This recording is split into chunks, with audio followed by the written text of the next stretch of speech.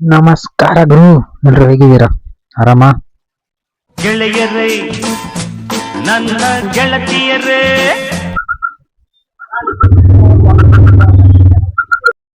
ಬನ್ನಿ ಹಾಗೆ ರೈಡ್ ಮಾಡ್ತಾ ಲಾಸ್ಟ್ ವಿಡಿಯೋ ಕಂಟಿನ್ಯೂ ಮಾಡೋಣ.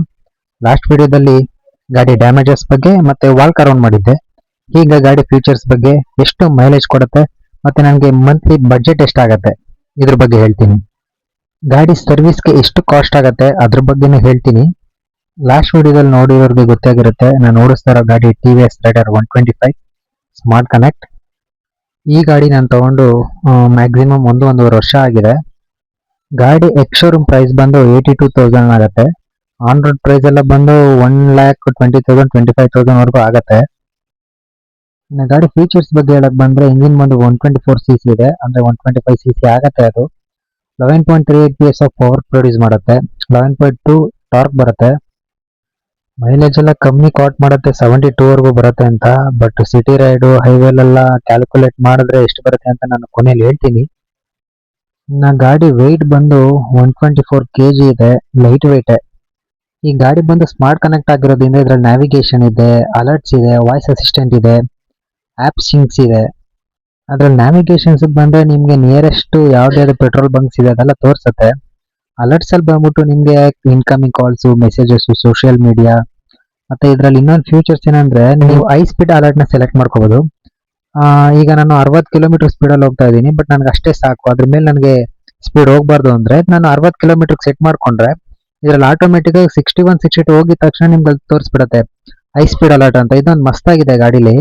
ಈ ಗಾಡಿಲಿ ಇನ್ನೊಂದು ಇಷ್ಟ ಆಗಿದೆ ಏನಂದ್ರೆ, ಗಾಡಿ ಆನ್ ಮಾಡಿದ ತಕ್ಷಣ ಡಿಸ್ಪ್ಲೇಲಿ ಹೆಲ್ಮೆಟ್ ಸಿಂಬಲ್ ನ ತೋರಿಸುತ್ತೆ. ಸಿಂಬಲ್ ನೋಡಿದ ತಕ್ಷಣ ಹೆಲ್ಮೆಟ್ ಹಾಕೊಳ್ದೇ ಇದ್ರೆ ನಮ್ಗೆ ಆಟೋಮೆಟಿಕ್ ಆಗಿ ಗೊತ್ತಾಗ್ಬಿಡುತ್ತೆ, ಮೇ ಬಿ ಹೆಲ್ಮೆಟ್ ಮರ್ತು ಬಂದಿದ್ದೀನಿ ನಾನು ಅಂತ. ಇದೊಂದು ಫೀಚರ್ಸ್ ತುಂಬಾ ಚೆನ್ನಾಗಿದೆ. ಮತ್ತೆ ಇದರಲ್ಲಿ ವಾಯ್ಸ್ ಅಸಿಸ್ಟೆಂಟ್ ಕೂಡ ಇದೆ. ಇದು ಬಂದು ಬೈಕ್ ನ ಫೀಚರ್ಸ್ ನ ಕಂಟ್ರೋಲ್ ಮಾಡತ್ತಂದ್ರೆ ವಾಯ್ಸ್ ಅಸಿಸ್ಟೆಂಟ್ ಆಗಿ ವರ್ಕ್ ಆಗತ್ತೆ. ಇನ್ನೊಂದು ಇದರಲ್ಲಿ ಬೆಸ್ಟ್ ಅಂದ್ರೆ, ನಾವು ಲಾಸ್ಟ್ ಅಲ್ಲಿ ಯಾವ ಪ್ಲೇಸ್ ಅಲ್ಲಿ ಗಾಡಿನ ಪಾರ್ಕ್ ಮಾಡಿದ್ವಿ ಅನ್ನೋದು ಇದರಲ್ಲಿ ರೆಕಾಗ್ನೈಸ್ ಆಗ್ಬಿಡುತ್ತೆ. ಈ ಫೀಚರ್ಸ್ ಎಲ್ಲ ಬಂದು ನೀವು TVS ಕನೆಕ್ಟ್ ಆಪ್ ಅಂತಿದೆ, ಆಪ್ ನ ಯೂಸ್ ಮಾಡಿ ನೀವು ಬ್ಲೂಟೂತ್ ಕನೆಕ್ಟ್ ಮಾಡ್ಕೊಂಡ್ರೆ ಮಾತ್ರ ಇದೆಲ್ಲ ವರ್ಕ್ ಆಗತ್ತೆ, ಇಲ್ಲಾಂದ್ರೆ ಇನ್ ಯಾವ್ದು ವರ್ಕ್ ಆಗಲ್ಲ.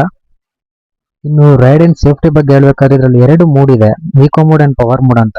ಇದರಲ್ಲಿ ಈಕೋ ಮೋಡ್ ಅಲ್ಲಿ ಸ್ವಲ್ಪ ಜಾಸ್ತಿ ಮೈಲೇಜ್ ಕೊಡುತ್ತೆ, ಪವರ್ ಮೋಡ್ ಅಲ್ಲಿ ನಿಮ್ಗೆ ಬೂಸ್ಟ್ ಆಗುತ್ತೆ ಪವರ್, ಮೈಲೇಜ್ ಕಡಿಮೆ ಆಗ್ಬಿಡುತ್ತೆ. ಮ್ಯಾಕ್ಸಿಮಮ್ ಅದರಲ್ಲಿ 120 ಕಿಲೋಮೀಟರ್ಸ್ ವರೆಗೂ ಕಡಿಮೆ ಆಗ್ಬಿಡುತ್ತೆ.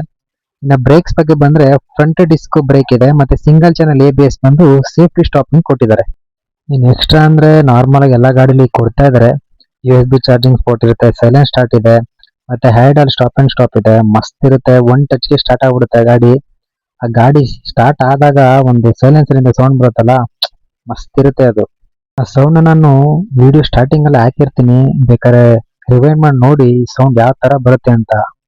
ಈ ಗಾಡಿ ಸೆಲೆಕ್ಟ್ ಮಾಡಿ ತಗೊಳಕ್ಕೆ ಮೇನ್ ರೀಸನ್ ಸೌಂಡ್ ಕೂಡ ಹೌದು. ಸೈಲೆನ್ಸರ್ ಇಂದ ಬರೋ ಸೌಂಡ್ ಇದೆಯಲ್ಲ, ಯಾವ ದೊಡ್ಡ ಗಾಡಿಗಳಿಗಿಂತ ಏನ್ ಕಡಿಮೆ ಇಲ್ಲ.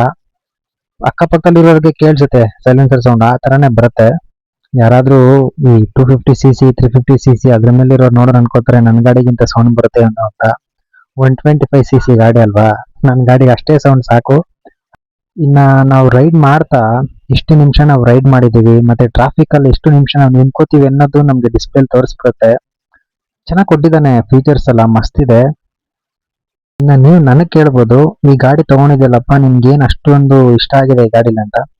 ಪ್ರತಿಯೊಂದು ಫೀಚರ್ಸ್ ತುಂಬಾನೇ ಇಷ್ಟ ಆಗಿದೆ. ಬ್ರೇಕಿಂಗ್ ಇಂದ ಹಿಡಿದು, ಪರ್ಫಾರ್ಮೆನ್ಸ್ ಇಂದ ಹಿಡಿದು, ಮೈಲೇಜ್ ಎಲ್ಲಾನು ಸೂಪರ್ ಆಗಿದೆ. ಬಟ್ ಗೊತ್ತಿರುತ್ತೆ ಎಲ್ರಿಗೂ, ನಮ್ಗೆ ಗಾಡಿ ತಗೊಂಡ್ಮೇಲೆ ಒಂದು ಕಂಪ್ನಿಗಳ ಕಡೆಯಿಂದ ಒಂದು ಪ್ರಾಬ್ಲಮ್ ಬರುತ್ತಲ್ಲ ಸರ್ವಿಸ್, ಅದಂತೂ ಸಿಕ್ಕಾಪಟ್ಟೆ ಪ್ರಾಬ್ಲಮ್ ಇದೆ. ನೀವು ತಿಂಗಳಿಗೆ ಒಂದ್ಸಲ ಆದ್ರೂ ಸರ್ವಿಸ್ ಬಿಡ್ತೀರಾ, ಮ್ಯಾಕ್ಸಿಮಮ್ ಎಷ್ಟು ಕಿಲೋಮೀಟರ್ ಓಡಿದ್ರೆ ಸರ್ವಿಸ್ ಬಿಡ್ಬೇಕಂತ ಇರುತ್ತೆ. ಅಷ್ಟು ಕಿಲೋಮೀಟರ್ ಬಿಟ್ಟಾಗ ಸ್ಟಾರ್ಟಿಂಗ್ 3 ಸರ್ವಿಸ್ ಬಂದು ಫ್ರೀ ಇರುತ್ತೆ. ಅಂದ್ರೆ ಫ್ರೀ ಅಂದ್ರೆ ವಾಷಿಂಗ್ ಮಾತ್ರ ಇರುತ್ತೆ, ಗೊತ್ತಿರುತ್ತೆ ಎಲ್ರಿಗೂ. ಗಾಡಿ ತಗೊಂಬೇಕಾರೆ ಮತ್ತೆ ನಿಮ್ಗೆ ಹ್ಯಾಂಡ್ ಓವರ್ ಮಾಡ್ಬೇಕಾದ್ರೆ ಹೇಳ್ತಾರೆ, ಸರ್ 3 ಸರ್ವಿಸ್ ಫ್ರೀ ಇರುತ್ತೆ, ನೀವು ಬಂದು ಮಾಡಿಸ್ಕೊಂಡು ಹೋಗ್ಬೋದು ಅಂತ. ಆ ಫ್ರೀ ಸರ್ವಿಸ್ ಬಂದು ಯಾವ ತರ ಇರುತ್ತೆ ಅಂತ ಎಲ್ರಿಗೂ ಗೊತ್ತಿರುತ್ತೆ. ಆದ್ರೆ ನಿಮ್ ಮೈಂಡಲ್ಲಿ ಓಡ್ತಿರುತ್ತೆ, ಕಷಡ ನನ್ನ ಮಕ್ಳು ಫ್ರೀ ಅಂತಾರೆ, ಅಮೌಂಟ್ ಹಾಕಿರ್ತಾರೆ ಅಂತ. ಎಸ್ ಹೌದು, ಅವರು ಕೆಲವೊಂದಕ್ಕೆ ಬಿಟ್ಟು ಮಿಕ್ಕಿದಕ್ಕೆಲ್ಲ ಅಮೌಂಟ್ ಹಾಕಿರ್ತಾರೆ. ಆಯಿಲ್ ಚೇಂಜಿಂಗು, ಸ್ಪ್ರೇ, ಅದು ಇದು ಅಂತೆಲ್ಲ ಸಣ್ಣ ಪುಟ್ಟದಕ್ಕೆಲ್ಲ ಚಾರ್ಜಸ್ ಮಾಡ್ತಾರೆ. ಆ 3 ಸರ್ವಿಸ್ ಬಿಡಿ ಹೆಂಗೋ ಮಾಡ್ಕೊಟ್ಬಿಡ್ತಾರೆ, ನಾವು ತಡ್ಕೊಂಡ್ಬಿಡ್ತೀವಿ. ಓಕೆಪ್ಪ 3 ಸರ್ವಿಸ್ ಫ್ರೀ ಎಲ್ಲ ಬಿಡು, ಏನೋ ಬೈ ಮಿಸ್ ಆಗಿ ಮಾಡಿರ್ತಾರೆ ಅಂತ.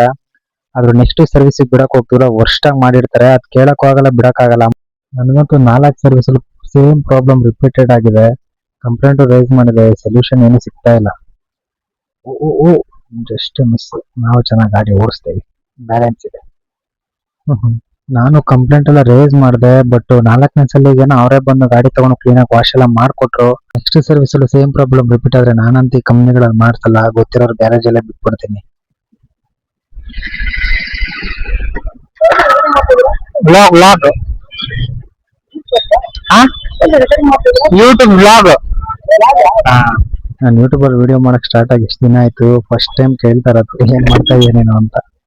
ಇದು ನನ್ಗೆ ಸರ್ವಿಸ್ ಅಲ್ಲಿ ಆದಂತ ಅನುಭವ. ನಿಮ್ದು ಸೇಮ್ ಅನುಭವ ಆಗಿದ್ರೆ ಕಾಮೆಂಟ್ ಅಲ್ಲಿ ತಿಳಿಸಿ, ಯಾವ ಗಾಡಿ ಯಾವ ಕಂಪ್ನಿ ನಿಮ್ಗೆ ಈ ತರ ಆಗಿದೆ ಅಂತ.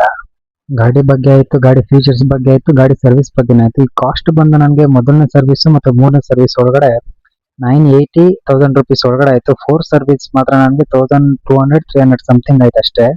ಪೆಟ್ರೋಲ್ ಅಮೌಂಟ್ ಎಲ್ಲ ನೀವು ಕೇಳಿದ್ರೆ, ನಾನು 2 days ಒನ್ಸ್ ಮಾತ್ರ ಪೆಟ್ರೋಲ್ ಹಾಕ್ಸ್ತೀನಿ. ಅದು 110 ಇಲ್ಲ 210 ಹಾಕ್ಸ್ತೀನಿ. 110 ಹಾಕ್ಸಿದ್ರೆ 2 days ಓಡಾಡ್ತೀನಿ, 210 ಹಾಕ್ಸಿದ್ರೆ ಮ್ಯಾಕ್ಸಿಮಮ್ 4 days ಅಂತ ಓಡಾಡ್ತೀನಿ. ನನ್ನ ಮನೆಯಿಂದ ನನ್ನ ವರ್ಕ್ ಲೊಕೇಶನ್ಗೆ 13 ಕಿಲೋಮೀಟರ್ 15 ಕಿಲೋಮೀಟರ್ ಆಗುತ್ತೆ. 2 ಸೈಡ್ ತಗೊಂಡ್ರೆ 30 ಕಿಲೋಮೀಟರ್ ಆಗುತ್ತೆ. 30 ಕಿಲೋಮೀಟರ್ ಅಂದ್ರೆ 2 daysಗೆ 60 ಕಿಲೋಮೀಟರ್. ಇದರಲ್ಲೇ ಗೊತ್ತಾಗಿರುತ್ತೆ ನನಗೆ ಎಷ್ಟು ಮೈಲೇಜ್ ಕೊಡ್ತಿದೆ ಅಂತ. ಇನ್ನು ನಾನು ಗಾಡಿಗೆ ಡೌನ್ ಪೇಮೆಂಟ್ ಮಾಡಿದ್ ಬಂದು 30,000. ಮಿಕ್ಕಿದ್ದನ್ನು EMI ಮಾಡಿಸಿದ್ದೀನಿ. 24 ತಿಂಗಳು ಅಂದ್ರೆ 2 yearsಗೆ EMI ಬರುತ್ತೆ. 4,599 ಬಂದು ಮಂತ್ಲಿ ಕಟ್ತಾ ಇದ್ದೀನಿ. ಡೌನ್ ಪೇಮೆಂಟ್ ಮತ್ತೆ EMI ಎಲ್ಲ ಸೇರಿಸಿ 1,40,000 ವರೆಗೂ ಆಗತ್ತೆ. ಇಲ್ಲಪ್ಪ ನಾನು ಇನ್ನೂ ಜಾಸ್ತಿ ಡೌನ್ ಪೇಮೆಂಟ್ ಮಾಡ್ತೀನಿ ಅಂದ್ರೆ ನಿಮ್ಗೆ ಮಂತ್ಲಿ EMI ಬಂದು ಕಡಿಮೆ ಬೀಳುತ್ತೆ. ಅದು ಇನ್ನು ನೀವು ನನ್ನ ಕ್ವಶನ್ ಮಾಡಿದ್ರೆ ಗಾಡಿಗೆ ಅಷ್ಟು ಅಮೌಂಟ್ ಕೊಟ್ಟು ವರ್ತ್ ಇದೆಯಾ ಅಂತ, ವರ್ತ್ ಅಂತೂ ತುಂಬಾನೇ ಇದೆ. ಯಾಕಂದ್ರೆ ಒಳ್ಳೆ ಮೈಲೇಜ್ ಕೊಡುತ್ತೆ. ಲಾಂಗ್ ರೈಡ್ಗೆ, ಸಿಟಿ ರೈಡ್ಗೆ ಅಂತೂ ತುಂಬಾನೇ ಯೂಸ್ಫುಲ್ ಆಗಿದೆ. ಒಳ್ಳೆ ಮೈಲೇಜ್ ಕೊಡ್ತಿದ್ಯಲ್ವಾ, ಏನು ಪ್ರಾಬ್ಲಮ್ಸ್ ಇಲ್ಲ. ಕಂಪ್ನಿ ಕಡೆಯಿಂದ ಸರ್ವಿಸ್ ಪ್ರಾಬ್ಲಮ್ ಬಿಟ್ರೆ ಇನ್ನು ಗಾಡಿ ಸಣ್ಣ ಪುಟ್ಟದ ಪ್ರಾಬ್ಲಮ್ಸ್ ಇದೆ. ಕರೆಕ್ಟಾಗಿ ಹಾರನ್ ವರ್ಕ್ ಆಗಲ್ಲ ಕೆಲವೊಂದ್ಸಲಿ ಗೇರ್ ಶಿಫ್ಟಿಂಗ್ ಪ್ರಾಬ್ಲಮ್ ಆಗುತ್ತೆ. ಕೆಲವೊಂದ್ಸಲಿ ಮಲ್ಗೆ ಇಡ್ಲಿ ತರ ಸ್ಮೂತ್ ಆಗಿ ಶಿಫ್ಟ್ ಆಗ್ಬಿಡುತ್ತೆ. ಕೆಲವೊಂದ್ಸಲಿ ತುಂಬಾನೇ ಹಾರ್ಡ್ ಆಗ್ಬಿಡುತ್ತೆ. ಅದೊಂದು ಸ್ವಲ್ಪ ಅಪ್ಡೇಟ್ ಮಾಡಿದ್ರೆ ಕಂಪ್ನಿಯಿಂದ ಸ್ವಲ್ಪ ರೈಡರ್ಸ್ಗೆ ಯೂಸ್ಫುಲ್ ಆಗುತ್ತೆ. ಈಗ ನಿಮ್ಗೆ ಕಾಡ್ತಿರೋದು ಒಂದೇ ಕ್ವಶನ್, ಇವ್ನಿಗೆ ಎಷ್ಟು ಮೈಲೇಜ್ ಕೊಡ್ತಿರ್ಬೋದು ಅಂತ ನೀವೇ ನೋಡಿ. ನನಗೆ ಆವ್ರೇಜ್ ಮೈಲೇಜ್ ಬಂದು 62 ಕಿಲೋಮೀಟರ್ಸ್ ಕೊಡ್ತಿದೆ. 62 ಒಂದು ಕಡಿಮೆ ಅಲ್ಲಾದ್ರು ತುಂಬಾನೇ ಸಿಟಿ ರೈಡ್ಗೆ ಜಾಸ್ತಿನೇ ಆಯ್ತು. ನೀವು ಇದೇ ಪವರ್ ಮಾಡಲ್ ಏನಾದ್ರು ಗಾಡಿ ಓಡಿಸಿದ್ರೆ ಒಂದು 40-45 ವರೆಗೂ ಕೊಡುತ್ತೆ. ಹೊಸದಾಗಿ ಯಾರಾದ್ರೂ ಗಾಡಿ ತಗೋತಾ ಇದ್ದೀರಾ, ಅದು 125cc ಅಂದ್ರೆ ಈ ಗಾಡಿನೇ ಬೆಸ್ಟ್ ಅಂತ ಹೇಳ್ತೀನಿ. ಬೇರೆ ಬೇರೆ ಕಂಪ್ನಿಗಳಲ್ಲೂ ಒಳ್ಳೆ ಮೈಲೇಜ್ ಕೊಡುವಂತ ಒಳ್ಳೆ ಪರ್ಫಾರ್ಮೆನ್ಸ್ ಇರುವಂತ ಗಾಡಿಗಳಿದ್ದಾವೆ. ಬಟ್ ನಾನು ಈ ಗಾಡಿ 1.5 ವರ್ಷದಿಂದ ಓಡಿಸ್ತಾ ಇರೋದ್ರಿಂದ ಹೇಳ್ತಾ ಇದ್ದೀನಿ, ಬೆಸ್ಟ್ ಗಾಡಿ. ತಗೊಳ್ಳೋರು ಆರಾಮಾಗಿ ಗಾಡಿನ ತಗೋಬಹುದು. ನಿಮ್ಮ ಫ್ಯಾಮಿಲಿ ಅಥವಾ ಫ್ರೆಂಡ್ಸ್ ಅಲ್ಲಿ ಯಾರಾದ್ರೂ ಗಾಡಿ ತಗೋತಾ ಇದ್ರೆ ಈ ವಿಡಿಯೋ ಅವ್ರಿಗೆ ಶೇರ್ ಮಾಡಿ, ಅವ್ರಿಗೆ ತುಂಬಾನೇ ಯೂಸ್ಫುಲ್ ಆಗುತ್ತೆ. ಇವತ್ತಿಗಿಷ್ಟೇ ಗುರು, ನನ್ನ ಗಾಡಿ ಬಗ್ಗೆ ರಿವ್ಯೂ ಮುಗೀತು. ವಿಡಿಯೋ ನೋಡಿ ಹಾಗೆ ಹೋಗ್ಬೇಡಿ ಗುರು, ಸಬ್ಸ್ಕ್ರೈಬ್ ಆಗಿ. ಇನ್ನು ಮುಂದಿನ ವಿಡಿಯೋಸ್ ಅಲ್ಲಿ ಒಳ್ಳೊಳ್ಳೆ ಕಂಟೆಂಟ್ಗಳನ್ನ ತಗೊಂಡ್ಬರ್ತೀನಿ. ನಿಮ್ಮ ಎಂಟರ್ಟೈನ್ಮೆಂಟ್ಗೆ ನಾನು ಇರೋದು. ವಿಡಿಯೋಸ್ ನೋಡಿ, ಶೇರ್ ಮಾಡಿ, ಕಾಮೆಂಟ್ ಮಾಡಿ, ಲೈಕ್ ಮಾಡಿ, ಸಬ್ಸ್ಕ್ರೈಬ್ ಆಗೋದು ಮಾತ್ರ ಮರಿಬೇಡಿ ಗುರು. ಇನ್ನು ನೆಕ್ಸ್ಟ್ ವಿಡಿಯೋದಲ್ಲಿ ಮೀಟ್ ಆಗೋಣ. ಬಾಯ್ ಬಾಯ್. ಜೈ ಹಿಂದ್, ಜೈ ಕರ್ನಾಟಕ ಮಾತೆ.